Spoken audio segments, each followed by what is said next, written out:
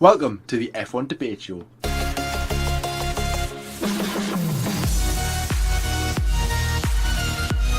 We review the first 11 rounds of the 2017 Formula 1 season.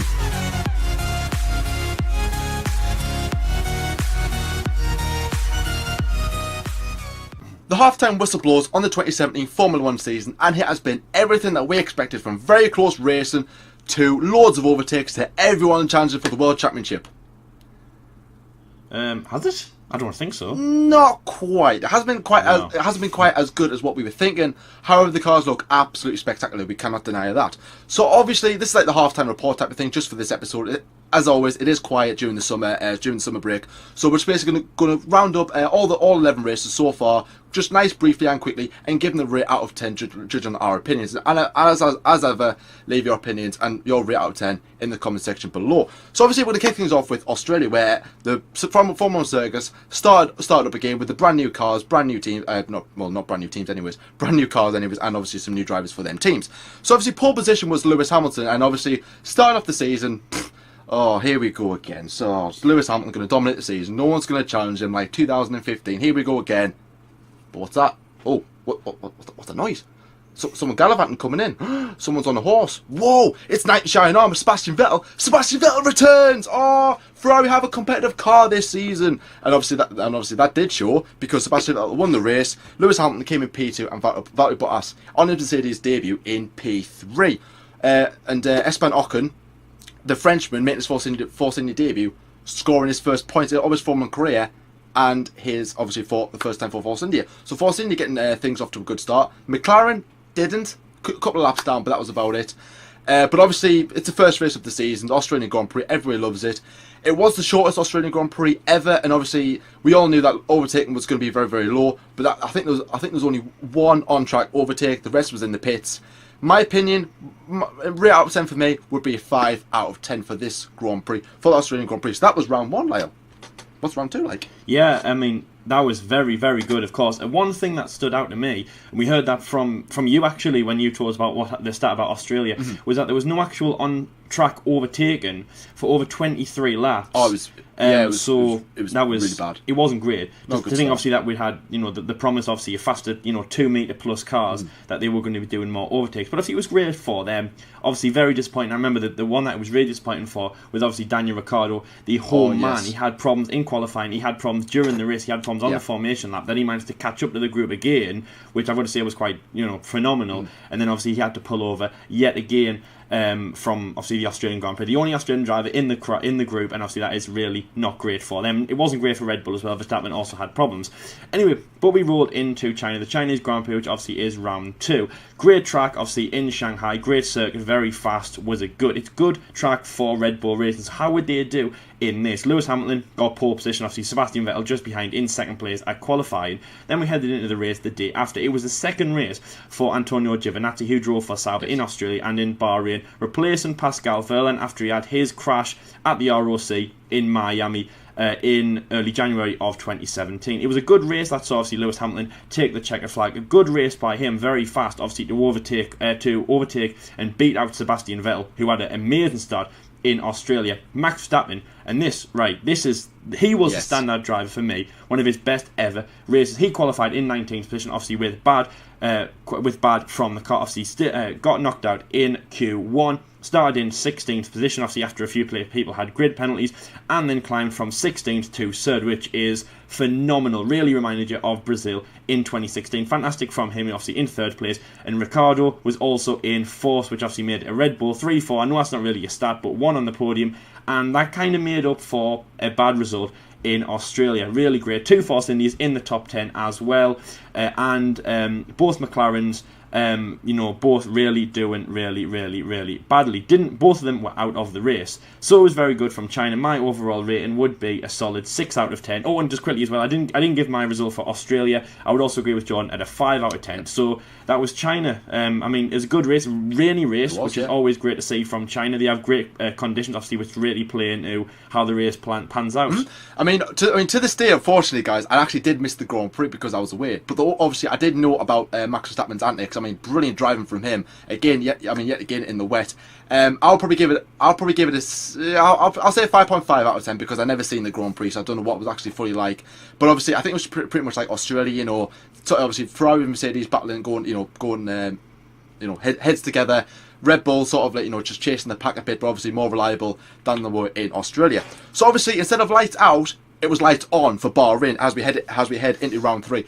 Valtteri Bottas surprised everybody by taking his first ever pole position. So not a bad way to start your career at Mercedes by beating Lewis Hamilton, obviously the pole position king at this point, closing in on Ayrton Senna's record and the all-time record of Michael Schumacher. Pascal Wehrlein made a return to the grid, very, very good to see. So Giovinazzi did his part, stood aside from the back of the garage, just like, right, my job is done. Hopefully he might get to drive with Sauber in the future.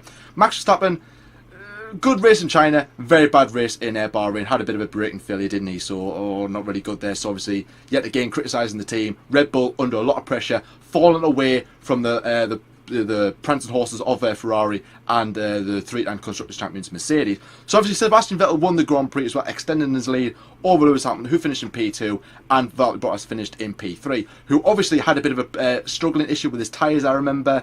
He couldn't get them up at temperature, and that's how he fell behind the pack of those two. But again, it was just constantly like, right, this is what we love in Formula 1. A very good battle between these two as well. Not between two teams, between two different teams, drivers from different teams, shall I say. My opinion, I'll probably give this race a 4 out of 10. Nothing really exciting, apart from the Max Verstappen braking failure. It was really a disappointing Grand Prix. It was pretty much very boring. But nevertheless, very good to see Valtteri Bottas get his first pole position in Formula 1, Lyle, for Mercedes as well. Very good to see.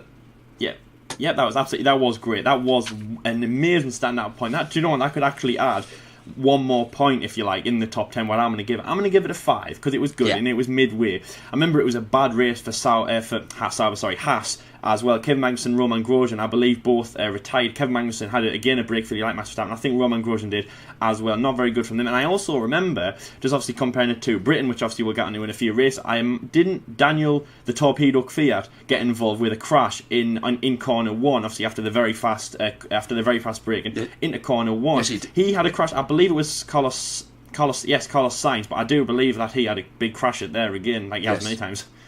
But yes, so that was Bahrain, obviously good race, and then we headed back closer to Europe, obviously for the Black Sea race at the Sochi Autodrome, the 2014 Olympic winter venue, which obviously is the Russian Grand Prix. Sebastian Vettel got pole position with Kimi Raikkonen in second and Valtteri Bottas in the third, so he was definitely creeping up. As I say, his first pole position at Bahrain, which was great. He then won the race, which was fantastic, really, really strong from him. Obviously, he joined a long line of Finnish drivers who have won races before, obviously like Kimi Raikkonen, Mika Hakkinen, and Heikki Kovalainen. It also took Valtteri over 80 races to win in Formula 1, but I've got to say though, it took him 4 rounds being at Mercedes, which is very strong. I know he's at Williams for a few races, a few seasons, but you've got to say 4 races is very, very strong. I mean, that is really great. That's probably on par with a lot of drivers, maiden drivers, getting points in Formula 1 like Roman Grosjean with Haas, and it was a really, really good standard. It's probably the same as Fernando Alonso winning Bahrain, the first race of the season in 2010. Obviously his debut with Ferrari. Anyway, so moving on, Sebastian Vettel finished in second place in that race, and Kimi Raikkonen finished in third on the podium. 2 Finns on the podium and 2 Ferrari drivers on the podium. Lewis Hamilton didn't have a very good race. I think it was strategy didn't really help him, and Max Verstappen finished in 5th, just behind the Lewis Hamilton. It was a good race for Valtteri Bottas as well, but it wasn't a good race for what Jordan's wearing in this episode, and that was McLaren. Stoffel Van Dorn finished the race just outside of the points, which was a good progress from him, obviously showing improvement in 2015 and 2016. Fernando Alonso did well and got points in both rounds, obviously comparing they were bad years, 2015 being the worst. But Alonso then pulled over on the formation lap, or as I've got in my notes, lap 0, with basically the team asking him to do stuff. And I love his response. They said to press this button 3 times, and he just said, well, you do it. Honestly, I'm not doing it for you. You do it. I'll pull my car over quickly, you press the button and let us get on. And then he pulled over to the side, just in front of the pit lane, and just said nothing, walked away, and it was really bad from him. But obviously it was a good race, Russia, and I've got to say, out of I know it wasn't really that, entertaining in terms of overtakes and in terms of things like that. Obviously, Bottas getting a win is fantastic. So I'm going to give it the highest result that I have, and I'm going to give it a strong 7.5 out of 10 for Russia, which is really, really strong. And obviously, next round we head into Europe. So, I mean, Russia, it was a good race, Jordan. I'm going to say, I know there wasn't many things going, but Valtteri Bottas win. Number 4, win in his 4th race for Mercedes, which is really strong, I think, from him. Oh, it was indeed. It was good to see. However, I did see the first lap. I then fell asleep. And then I woke up with about 5 laps to go with obviously when Sebastian Vettel was chasing down Valtteri Bottas, and that was probably the only entertaining thing about that Grand Prix. Other than that, it wasn't my favourite Grand Prix at all. So I'm gonna have to disagree with you, Lyle, for the first time, and I'm gonna give this race a 2 out of 10. Ooh, because 2 out of 10 because I didn't enjoy it. It was really, really boring, and as I said, I was asleep of half of it, and obviously I doubt I've really missed anything by the sounds of it. Obviously I didn't really fall asleep, guys. Anyways, round 5 we head into Europe for the nice sunny place of Barcelona, Catalonia in Spain for the first race of the European season. Lewis Hamilton gets a pole position there, but obviously quite a few happened in the Grand Prix as well, because you had the Kimi Max saga at the very start where both of them retired. Obviously, Max Verstappen, another retirement. So obviously, things weren't really going to pan here for him, and obviously for what was supposed to be a World Championship, putting the pressure on type of season. It wasn't really, it was just falling, less away from the Ferraris and the Mercedes. Then you had the Sebastian Vettel and Lewis Hamilton battle, where obviously Sebastian Vettel came out of the pits, and obviously then you had Lewis Hamilton. Sebastian Vettel went a bit wide, made contact with Hamilton, and I think that was when the battle started of, the really, the shoulders out, as you would say, when that was pretty much shown.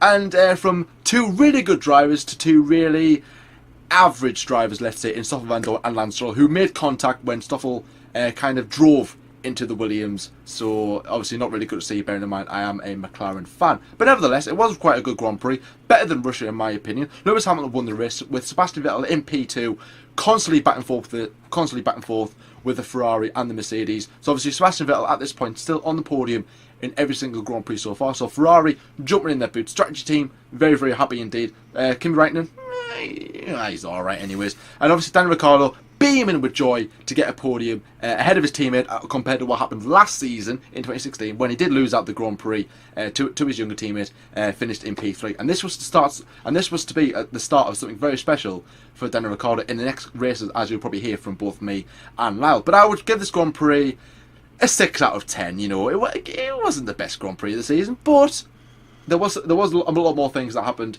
compared to Russia. So 6, honestly, you must be out of your mind, and I'll tell you about that as well. I mean, it was an okay race. There was a few things that obviously got you, a few drivers obviously getting it really good from them. Red Bull really stood out. So Daniel Ricciardo gets a podium, and then Max retires, as John said, and also as he says, it's going to kick off you have no idea what this has actually started. And obviously this time last year, when Max took his victory, it was an okay race, quite quiet. I didn't really think much of it. My overall rate, and I'm going to give it a 4 out of 10, very quiet as well. Formula 1 also got a new pundit in the way of the little French toddler, Thomas, I think you called him, who was crying in the stands when Kimi Räikkönen crashed. Anyway, yes, so we move into, obviously, the very special round 6, which is Monaco. Everyone loves Monaco. It's a jewel in the crown. It's one that everyone wants to win. You can't fault Monaco. It is a lovely, lovely race. Then Kimi Räikkönen gets pole, and then people are like, what? You're joking? Where did that come from? That was really a you came in. That was really you came in like a torpedo. That was almost a bit like when Bottas got pole in Bahrain. I missed qualifying, obviously I was at work, and I also missed part of the race, but it was a very good race that it got opening too. And Daniel Ricciardo, who finished in 3rd place, he's the man who I was looking at. He was the first person I was like, right, okay, what are you going to do in this race? Obviously the man who I always remember in 2016 when he was kind of bunged off, obviously he should have won the race and he didn't. But it was a good race. Obviously, Sebastian Vettel won the race, and I always remember the thing that stands out for me in Monaco, this year's Monaco, was just how patriotic the Ferrari guys were. I remember when the Italian national anthem was coming on, and they were all, you could hear them all singing louder than Niki Lauda, more than the actual anthem was playing off the Prince Albert podium as well. That was really, really special. I also remember another standout moment was when Nico Rosberg was trying to interview the drivers, and obviously normally you do that on the podium, but everyone got lost. It took about 5 minutes till they all started wandering off. Then the camera went on to Nico Rosberg, and he was like, right, okay, well, let's try and find some of the drivers. And there's Sebastian, let's try and find him. And start running after him. I always remember that was a standout moment, but it was a good race from them. As I say, two Ferraris on the podium was absolutely absolutely fantastic. Valtteri Bottas came in 4th and Verstappen in 5th. Hamilton, really, really badly. I don't know what happened with the car. He qualified in 14th. Got knocked out in Q2, qualified 14th. It was a good race, obviously climbed 7 positions in P7. Obviously, there's no, you're not going to think Lewis Hamilton's going to qualify 14th and then stay 14th. I think you must be, off your bleeding nut if you think he's going to stay in 14th, of course. But it wasn't great from him. He's climbed a lot higher. Remember Belgium when he climbed from 22nd all the way to 3rd position. Obviously, other drivers have done that in the past. But it was okay from him. I don't know what had happened to that car, and I don't know why the Mercedes was so bad around Monaco that weekend. But Bottas' 4th place was okay to get out of it. Monaco, again, and the big thing as well, obviously, is that Fernando Alonso was doing the Indianapolis 500, the IndyCar event in the United States, and Jenson Button stepped in. He then collided with Pascal Wehrlein mid-race, going just before the tunnel area, which obviously means they were both out. Jenson Button was kind of having a bit of a chuckle that everyone believed in him for that one race, but and obviously Fernando and McLaren had a few bad woes in that particular Sunday. Doubly retirements in Monaco and in Stoffel and Jensen, and obviously a blowout and a retirement in Fernando's maiden Indy 500 career. But so anyway, the overall result. Yeah, sorry, John. Sorry, McLaren. I think that was a bad day to wear that top. I've got to say, man. I wasn't really the best. I don't think that was right. Anyway, so my rating for the Monaco Grand Prix, it was okay. Very low key. Obviously, Sebastian Vettel extends his lead at the top, so I'm going to say just the middle of the range, 5 out of 10. But really great Monaco. It was good. 75th Monaco Grand Prix as well. So it was good. Jewel in the crown, and it was. We were past halfway through the first part of the season, the quarter of the way through the season, if that makes sense. I know time flies when you're having fun, especially at the Monaco Grand Prix as well. It was honestly. Obviously, I love Monaco. It's one of my favourite races to watch. But obviously, despite the very lack of overtaking you can do with Monaco and with these cars, it wasn't really the most entertaining Grand Prix. Obviously, it was good to see Jenson Button back. The 2 Ferraris going battling at it. Qualifying was really good as well to see Adrian Stoffel knock out Hamilton as well. Hamilton really struggled all weekend. Did well to fight up the grid into P7. I would probably give this race, in my opinion, a 4.5 out of 10. But so Formula 1 took a break from Europe and headed up to Canada, the home of Lance Stroll's, obviously of his own country. So obviously it would be exciting to see how he would get on after being under a lot of pressure, judging from the first round that we've just gone through. But most importantly, probably one of the most standout events that happened in Canada was the fact that Lewis Hamilton equalled Ayrton Senna's pole position record of 65. What an achievement it was! To make it even better, right, is that Lewis Hamilton's idol was Ayrton Senna. So I mean, obviously that was absolutely fantastic to see. And from a Formula 1 fan point of view, I thought it was absolutely incredible to witness. Obviously, witnessing history in the making. Obviously, Lewis Hamilton being the king of pole positions without a doubt as well, and obviously being British just adds that that a bit of a bonus to it as well. So he won the Grand Prix, followed by Valtteri Bottas, his teammate in P2, and Daniel Ricciardo in P3. Another podium for Daniel Ricciardo as well. Couldn't say the same for his teammate, who obviously had a retirement after an absolutely blistering start. Got up into P2, split both Mercedes, and then it was pretty much and that's all she wrote, is what I like to say. And obviously he retired. And obviously criticised the team. Wasn't very happy as well, and I was like, oh my god, as like I said, title winning season, supposedly it never really happened. So I don't know what the hell was going on there with Max Verstappen. And obviously the first time Sebastian Vettel wasn't on the podium in 2017, so I would say a bit of a blip for Ferrari. And obviously a lot of media asking a lot of questions, going, was that Ferrari's 15 minutes of fame, let's say, at the beginning of the season, and could they continue their form when the F1 circuit headed back into Europe? So overall, as a Grand Prix, start was good. Midfield, it wasn't really as good. And then towards the end, obviously, as Lewis Hamilton saw, Lewis Hamilton was pretty much away with the fairies. As I say, the midfield, it did get a bit tight as well. Obviously, Lance Stroll scoring points, good to see. Well, was good to see. At the time, both McLaren didn't score any points. So I'll probably give this Grand Prix about I'll say a 5 out of 10, just to put it at the halfway mark, because it was good to see Lewis Hamilton get his match in Ayrton Senna's pole position record. So obviously, I'll obviously becoming once again a successful driver at Canada, where he took his first Grand Prix win. So yeah. Yes, What's your rating? Yes, 10 years for Lewis Hamilton must obviously be absolutely fantastic. He was given an Ayrton Senna helmet, the actual helmet that he wore in his Formula 1 career. Obviously, it was given to him by the Ayrton Senna family, obviously the Senna family, probably Bruno Senna. It was given to him in front of the crowd, obviously after he did a Saturday qualifying pole position. Obviously was absolutely amazing. He couldn't believe he was given that, and he was doing laps and laps and laps of the track on Saturday in the medical car, showing people his amazing helmet. Obviously not in that way, but anyway, so it was an amazing race, obviously absolutely really fantastic. One also a big thing was the two Force India, 4th and 5th, obviously an amazing performance by them. Obviously Esteban Ocon and Sergio Perez, really great from them. Max, really disappointing what was happening to him. It was a podium ever since Spain for Daniel Ricciardo, Spain, Monaco and Canada for Daniel, and then it was a retirement Spain, Monaco and Canada for Max. Oh, what was happening? It was really tense, but obviously one of the best things I think about Canada, obviously as I say, 10 years for Lewis was special, but the best thing was probably the best guy who's ever done the shoey. Obviously amazing British legend Sir Patrick Stewart, obviously amazing British actor, being in X-Men and Star Trek, obviously really known, well known. He did the shoey on top of the podium with Daniel Ricciardo, probably the best man who's ever done it. You've had Gerard Butler, you've had Mark Webber, you've had some great people doing it, but I think he tops them all. Really great. In Canada, I would give it a 6.5. Good race by that, good, strong. Not loads happened, but it was good. It was also good for Lance Stroll as well. Gets some points in his Formula 1 career, as obviously, as John said, getting some criticism before the race. So now we head back into Europe at the small nation of Azerbaijan for the second running of the Azerbaijan Grand Prix. Really amazing street circuit around the capital of Baku. Really strong. The race last year was a bit boring, so let's hope that this year is a bit better.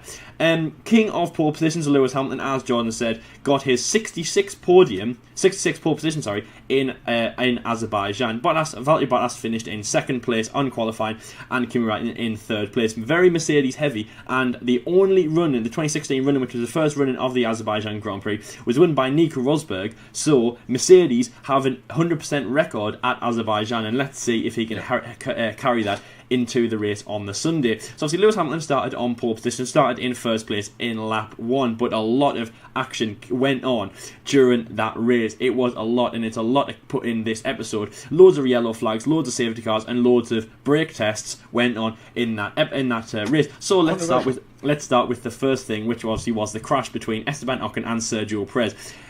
Quite early on in the race, heading into turn 3, obviously in the very tight sector 1, obviously Esteban Ocon turned into Sergio Perez, and they both collided. They both didn't give each other much room. At first glance, it was like very hard to say who was at blame, but at the end of the day, the team did say that most of the blame went in Esteban Ocon's favour.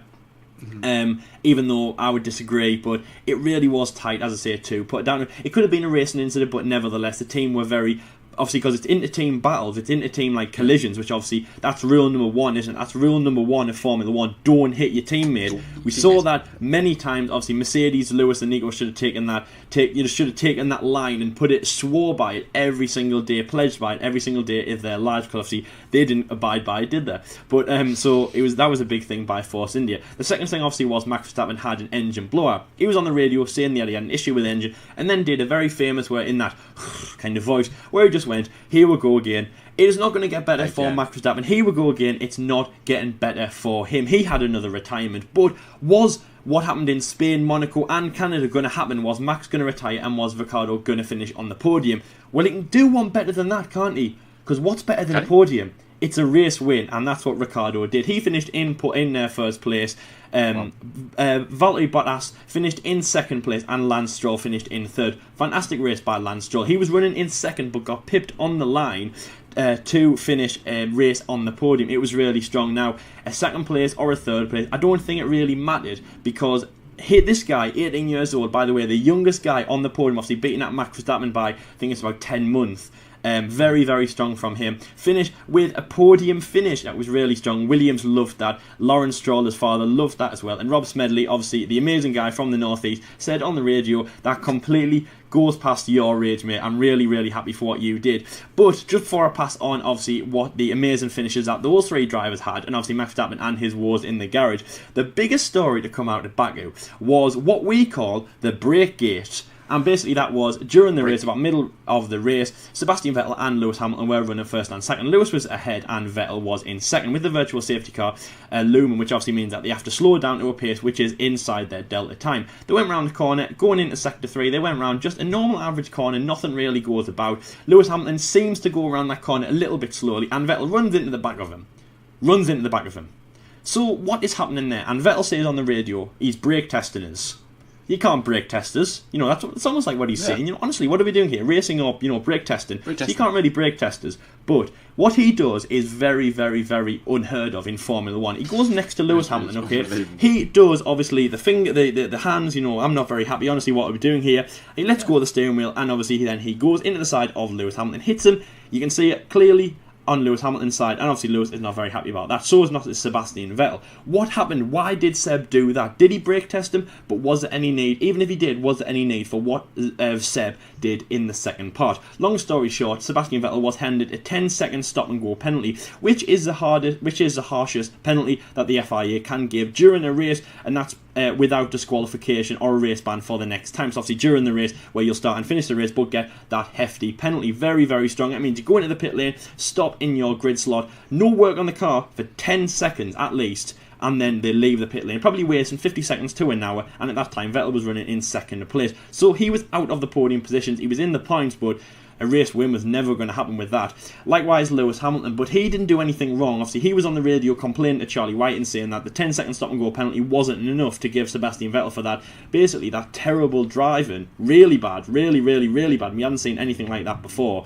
Lewis Hamilton had a problem with his hands device, the kind of like the shoulder protection around there. That came off during the race. He was told to pat it down, which was quite amusing, seeing Lewis Hamilton do 300 kilometers an hour and try to pat that down. But at the end of the day, the FIA said that that was dangerous. Lewis had to pull into the garage, and Mercedes quickly swapped that out. I've got to say quickly, man. I think they did it in about 8 seconds or something, so that was pretty good. And Lewis went on his way. He then clawed back, you know, he did quite well in that race, again finishing in the points like Vettel, but an unauthorised pit stop, an extra pit stop that he needed to replace something that's quite, well, you'd think it was irrelevant, but obviously safety comes first, and that kind of ruled him out of winning the race, which is a shame because obviously he got, as I say, pole position on the Saturday. Baku Grand Prix, amazing, and you know what my result, you know what my out of 10 is? 10. Which is the first time I've given that this half of the season so far. Amazing result, Baku. Do you know what, Jordan? I'm not joking. If you told me to write a Grand Prix, you write the perfect Grand Prix, right? I would have probably written you close to, if not that. And when I say not that, I just don't mean I'd have even got close to writing that, because it had everything you needed to. It had triumphant, it had lows, it had controversy, it had everything you wanted in a race, and obviously it was better than 2016's. But 10 out of 10, I mean, Baku, honestly, it had everything you wanted from Formula 1. I mean, not even Shakespeare could write a story like that. I mean, it was just absolutely incredible. I mean, heading into the Azerbaijan Grand Prix, as it's called this season, we were one of them few who were like, oh, it's going to be one of the boring Grand Prix. Can you remember last season's Grand Prix? Or, you know, and with these cars as well, and it's a tight circuit. It was anything but boring. It was just spectacular. You know what I mean? And it's what Formula 1 needed, and it just showed that, yeah, okay, we've changed a bit throughout the years, but the excitement and the thrill of Formula 1 is still there with us fans. It's going to be one of the races that we talk about for many, many years.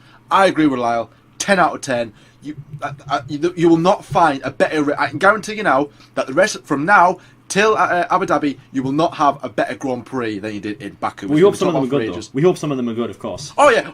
I'm hoping that some of them are really, really good, but they won't be as good as Baku. That's all I'm saying.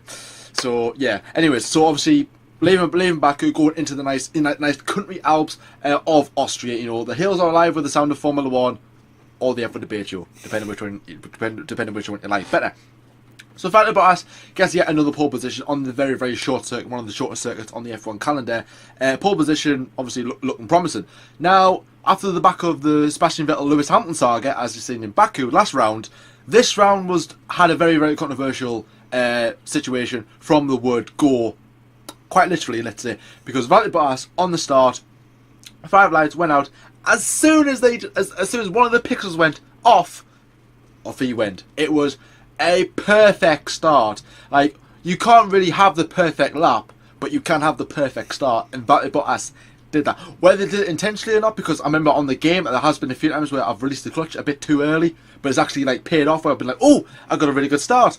I think Bottas might have done that. He nearly did jump the start, and then everyone was like, oh, he jumped the start. Oh, he didn't jump the start. He did the start. He didn't jump the start. You know, alright. your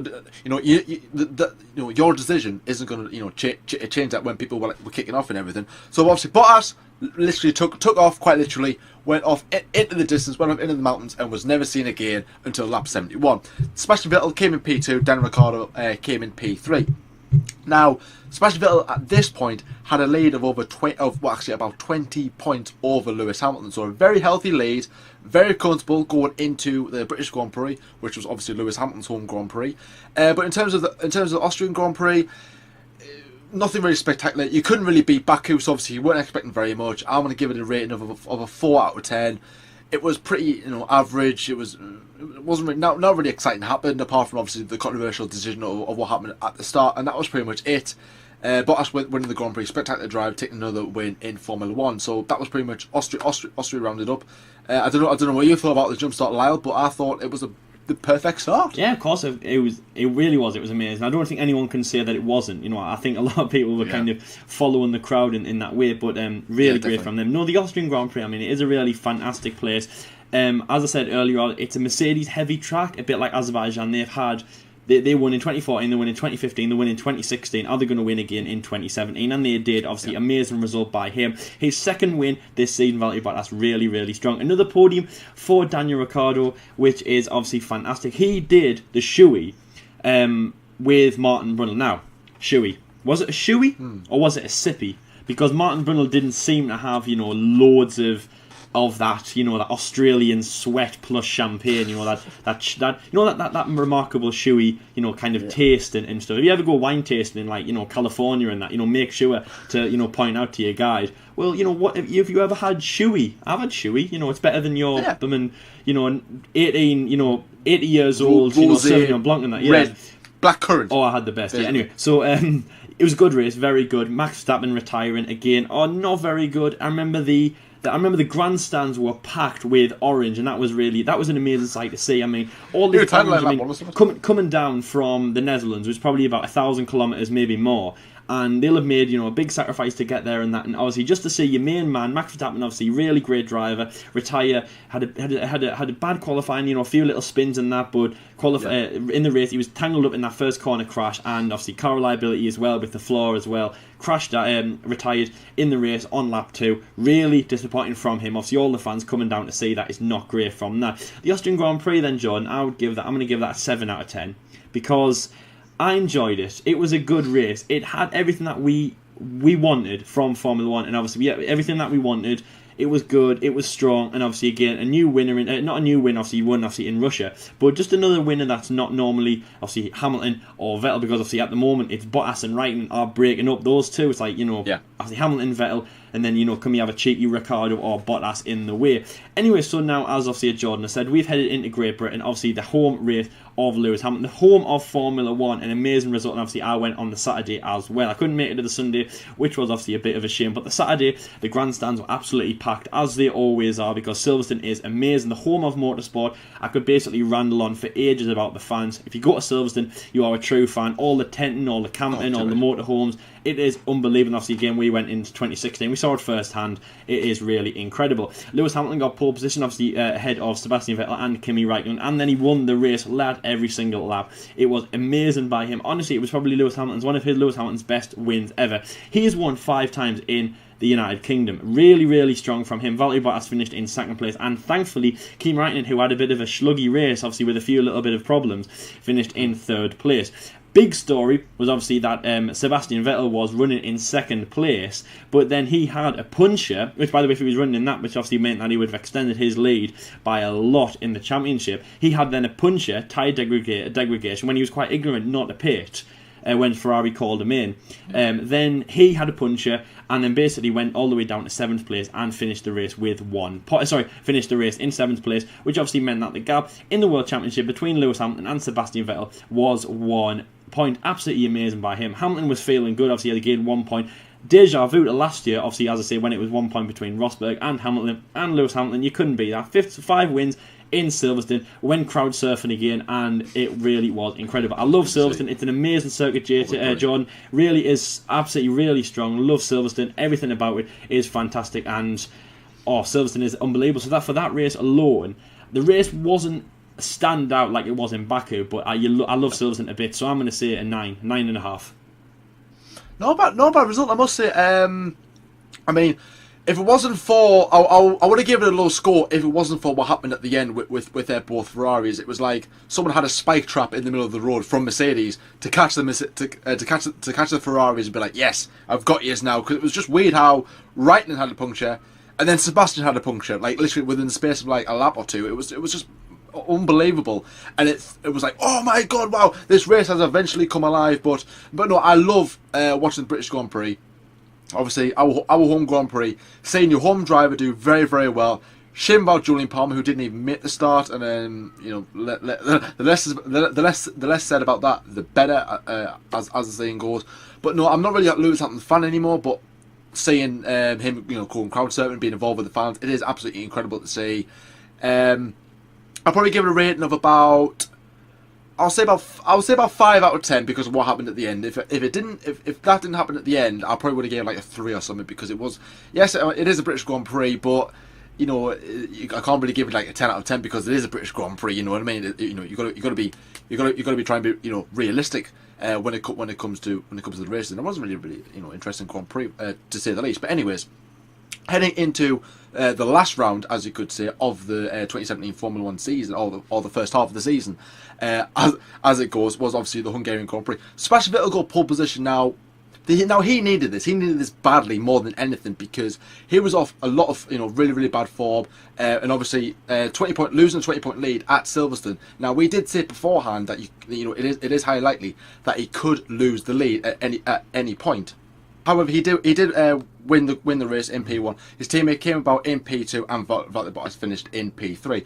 So all in all, it wasn't really a very exciting Grand Prix. He did have Red Bulls collide at the start, which obviously we've seen that before, haven't we, guys? But obviously, apart from that, it wasn't really like an actual packed Grand Prix. All the action was towards the end of the race, where you had the number 2 drivers letting the number 1 drivers through, or they weren't allowing them to overtake their own team, which is a bit sad to see.